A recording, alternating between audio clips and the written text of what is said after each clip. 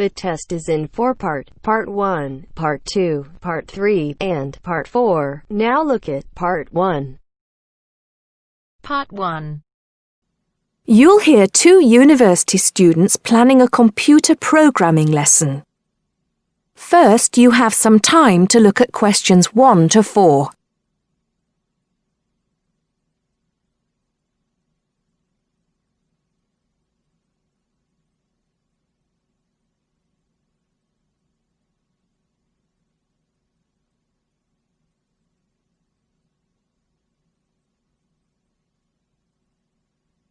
Now listen carefully and answer questions 1 to 4. Hi, Hardeep. Is now a good time for us to plan that computer programming lesson we've been assigned? Hey, Dawn. I was just thinking about that, actually. Yes, let's get it out of the way now, shall we? I've got the instructions here. So, it says, design a 45-minute lesson for a class of 16 teenagers where they learn how to write a simple computer program in BASIC. Now, I know, of course, that BASIC is the computer language people used to use back in the 1980s when they wrote programs on microcomputers, but I'm not sure I feel very comfortable teaching anyone about it. Well, I did a bit of research yesterday and found out quite a few things, so I think we'll be okay. Great. So, what do you have in mind? Well, I think we should presume that none of the kids will know anything about BASIC. So why don't we start with a short multiple-choice quiz? It could focus on things like what BASIC is, what the letters stand for, when people used it, things like that. That sounds good. I guess it shouldn't take long. Just the first 5 minutes of the lesson, something like that. I don't think we should make the students do it on their own, though. That'd make it too much like a test. Shall we let them do it in twos so they can discuss their choices? Yes, good idea. Then we'll go through the answers with them as a whole group. Good. What next? Well, I've had an idea for the program they could write. I'll tell you about that in a minute. I think the key thing is, though, that before they actually sit at their computers, and I think we should presume that they're doing this lesson in a computer room, they make a flow chart of what they want the program to do. That's usually the best way to start writing a program. This flow chart will show all the different stages of the computer program, right? Exactly. It's probably best if the teacher stands at the board and everyone works on that together. Yes, otherwise they'll all come up with different flow charts and it'll get confusing. Precisely. I imagine making the flow chart will take about 15 to 20 minutes. Then they use that to write their computer program. Well, actually, I think there's a stage before that. You see, the flow chart will be in English. They're going to need to be taught a few basic commands so they can write their computer program. Now I'm getting out of my depth. What kind of thing would that be? Well, for example, when you want text to appear on the screen, the command is print in capital letters, followed by the text you want to appear in double inverted commas. Oh, yes. I think I've seen that before. Right. So they'll need to be taught 5 or 6 commands before they use them to write their program. Okay, so how shall we do that? With the teacher talking to the whole class again? Well, we could, but it might be more fun to make it more like a competition, where there are a few teams competing against each other. Each team has maybe 4 or 5 people in it, and they have to do some kind of matching task. You know, they match the command print with to make text appear on the screen, something like that. That sounds good. Teenagers love competing with each other. Exactly.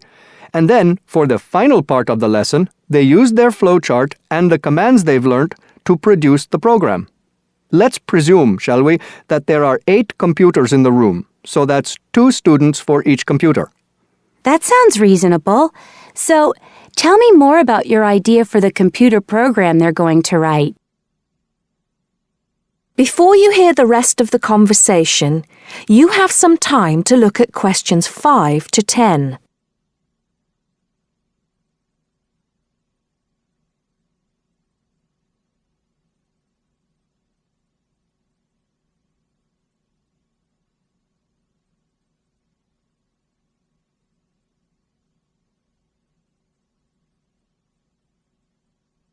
Now listen and answer questions 5 to 10. Okay, so it's a very simple program. I've actually written it down here so we can go through it together. Okay, so the first line says 10 CLS. What on earth does that mean? Well, every line of a basic computer program starts with a number. They usually go up in tens, so the first line is 10, the second 20, and so on. And CLS is the command we use in BASIC to clear the screen. Oh, I see. So that's just telling the computer to start with a blank screen. Exactly. Then we move on to the next line. So this one says 20, print, guess a number between 1 and 10. Right, I see. That appears on the screen. It's not that difficult, is it, when you get the hang of it? Let's see if I can work out the next one. 30, input I. Oh, not sure about that. Well, all that's saying is that the person playing types in a number. Input is the basic command for type in, and I just means any number you like. Oh, okay. Then what happens next depends on what the number is. So we've got 40 if I is less than 1, or if I is greater than 10. Then print. Bad choice. Right, so if they type, say, 0 or 11, that appears on the screen. Exactly. And then this next line takes them back to where it asks them to type in a number between 1 and 10. That's line 50. I see. And line 60 says, if I equals 6, then print. Correct. Ah, okay. So if they've typed 6, they've got it right. And if they haven't typed 6, which is the next line, then try again comes up on the screen, and that takes them back to where they choose another number. It's clever. Well done.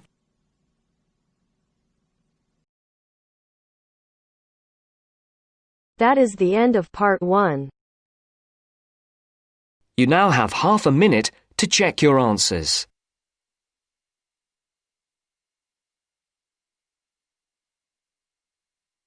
Now turns to part 2. Part 2. You will hear some students talking about an assignment. Listen carefully and answer questions 21 to 25. First, you have some time to look at questions 11 to 15.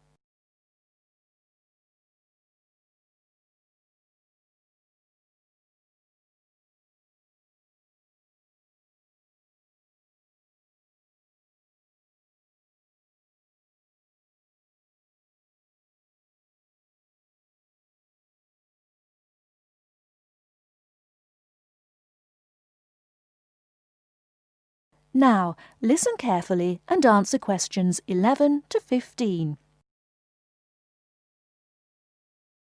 Hello, Tom. Hello, Anne. What have you been doing? Oh, just sitting around, catching up with some reading. I've had a great time. You know we're doing this assignment on... what is it? Museums, their costs and benefits. That's right. Well, I've been to the Sandgate Museum. It was really good. These local museums are really interesting because they connect people with the history of one special place. We all know about kings and emperors and battles and wars, but local museums tell us about the everyday lives of ordinary people, and that's why they are so important. I'm not so sure about that. I think they are of interest, but they're so small that they can't give a true picture. They do their best. I don't really agree. They do give a true picture, but perhaps not a full picture. It's the truth, but not the whole truth. I think the smallness is the number one problem. Because they're small and local, they attract few visitors. That's why they have so little money. And because they have little money, they can't buy or maintain many really interesting exhibits. As a result, the shop is almost as big as the museum to try to raise money by selling souvenirs, postcards, sweets and so on. I think they find it difficult, but not impossible. And don't forget, they get a lot of their exhibits free from local people. There was this boat, for example, that was fantastic. Really? What was that? There was a massive fishing boat, a real one, about 100 years old, and you could walk on it and get the feeling of what fishing in those days was really like. Sounds quite good. But I've always found that these kinds of museums are a bit dingy.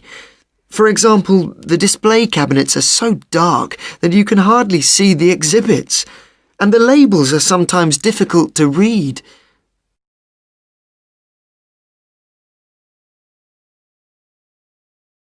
Before you hear the rest of the talk, you have some time to look at questions 16 to 20.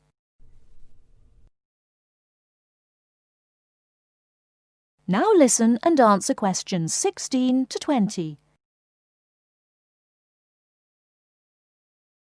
So coming back to our assignment, what we've got to decide is whether these museums should be funded by the government or just by local people. I think it depends entirely on what kind of museum it is. How do you mean? Well, take local history museums. They are small, so they won't survive without financial support. But that should come from the local authority, since only people in that area or tourists will visit it. I agree, but what about big natural history museums? Surely they should get money from the central government. Why? Children who want to learn about nature can go out into the countryside with their school teachers. They could survive from donations, and they get loads of visitors anyway. The state should spend more on science museums, since not enough people are studying science these days. I'm not so sure. But I do think a sort of museum which should not get public funds is the craft museum. Yes, like museums of cotton weaving. Yeah, which are of interest to only a very small number of people, and they should pay for it.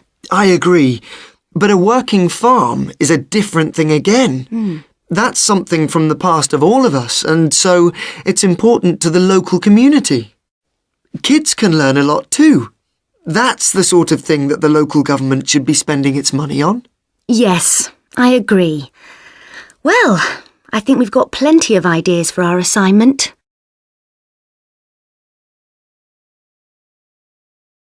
That is the end of part 2.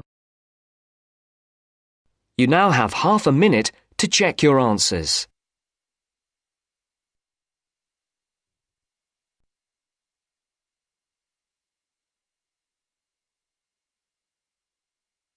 Now turns to part 3. Part 3. You will hear an interview with a wildlife specialist called Alison Sharp talking about bears. In the first part of the discussion, they are talking about the history of the bear. First, look at questions 21 to 23.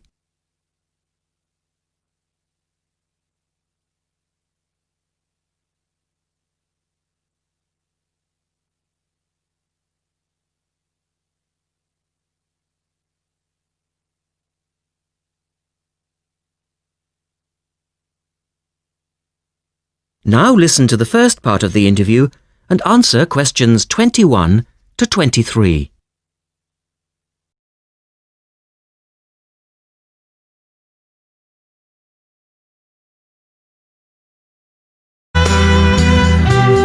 Alison Sharp has spent much of her life researching bears, and in particular, bears in danger of extinction. She is the author of a recent book on bears, and we welcome her to the studio today. Thank you. Delighted to be here. First of all, can you give us a quick overview of the history of the bear family? Well, the bears we know today actually have as their ancestors bears which have been evolving for some 40 million years. We have fossils of the earliest true bear, and it's important to emphasize this because some creatures are called bears but are not. Such as koalas, for instance. Yes, exactly.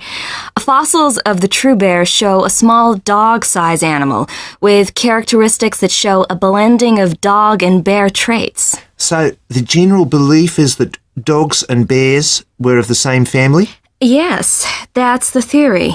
And then we see the arrival of the early cave bear. We know from cave drawings that Neanderthal man used to worship this bear and at the same time fear it. Understandable, perhaps. Yes, but they need not have worried because the cave bear only ate plants. In fact, the cave bear survived 2 ice ages, but then became extinct. In the second part of the interview, Alison talks more about the situation of bears today. Look at questions 24 to 30 first.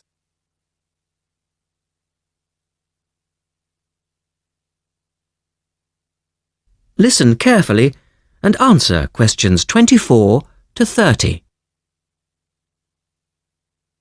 So, how many bears can we find today? And are any of them in danger of extinction? Well, I'll answer your first question first. There are 8 species of bear in all, among them the American black bear and the brown bear, from which evolved the newest species of bear, the polar bear. So, how old is the polar bear? Oh, he's a relative newcomer, just 20,000 years old. And could you tell us a little about them? Which is the largest bear, for instance? Well, the largest bear existing today is either the polar bear or the brown bear. Right. Don't we know? Well, it depends which criteria you use. The polar bear is the heaviest. The male weighs up to 1,500 pounds, but his narrow body actually makes him look smaller than the much more robust brown bear. So, the brown bear appears the biggest? Yes. And the smallest? Well, the sun bear is the smallest of the 8 species. They only weigh between 60 and 145 pounds. That makes him a comparative junior. Yes. And then next we have the so-called giant panda. But that's a small bear too, comparatively speaking. And are all bears meat eaters? No, not at all. In fact, the giant panda is almost entirely herbivorous, living on a diet of 30 types of bamboo. Yes, of course. Pandas are famous for that. And another interesting bear is the sloth bear, which eats insects, particularly termites. He can turn his mouth into a tube and suck the insects out of their nests. So, going back to my second question, are bears really in danger of extinction? Yes, indeed, they are. The sun bear in particular, as they've been hunted almost out of existence. And the habitat of the panda is also being reduced on a daily basis. Can anything be done to reduce the threat to these endangered species? I know, for instance, that it's very hard to breed bears in captivity. Yes. Well, I think that by raising people's awareness generally, we can reduce conflict between humans and animals, to stop the slaughter in parts of the world where bears are still hunted, supposedly in self-defense or to protect livestock, but often quite unnecessarily. And we can also encourage governments to preserve the natural environment of the bear, rather than allow the areas where they live to be systematically destroyed in the name of progress. Yes, of course. And in addition to these global efforts, all profits from the sale of my book will go toward the United Nations Bear Protection Program. That's wonderful. And with the news coming up, thank you for your time, Alison, and best of luck with the book. Thank you very much.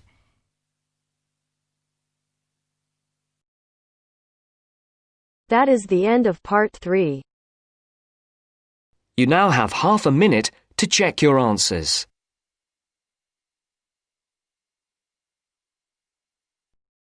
Now turns to part 4.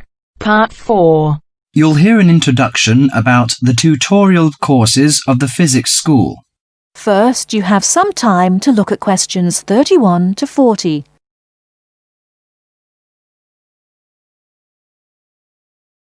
Now, listen carefully and answer questions 31 to 40.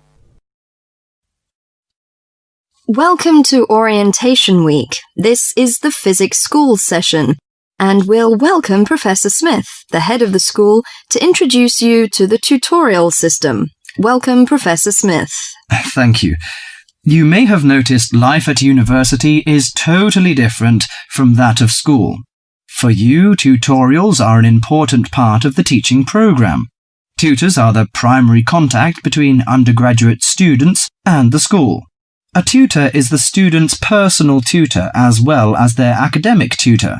Tutorials for physics undergraduates consist of 6 students who meet each week with their tutor for at least 50 minutes. For radiographer students, tutorials will normally consist of a group of about 10 students who will meet fortnightly with their tutor for a period of at least 50 minutes. In the first semester, the tutorials are during weeks 1 to 11. For semester 2, they are during weeks 14 to 24. Everybody involved is expected to be present and on time, and the tutor will also be available in week 12 and 25 to discuss problems that arise during revision, but attendance by students is optional. Now I'm going to introduce to you the stages and activities of the tutorials. The induction period is from week 1 to 3. I know that a significant minority of you experience culture shock during your first few months at university, and the important function of this stage is to identify students who are having difficulty integrating into the academic program. In particular, tutors should check your attendance of lectures, tutorials, laboratory sessions, and this sort of things.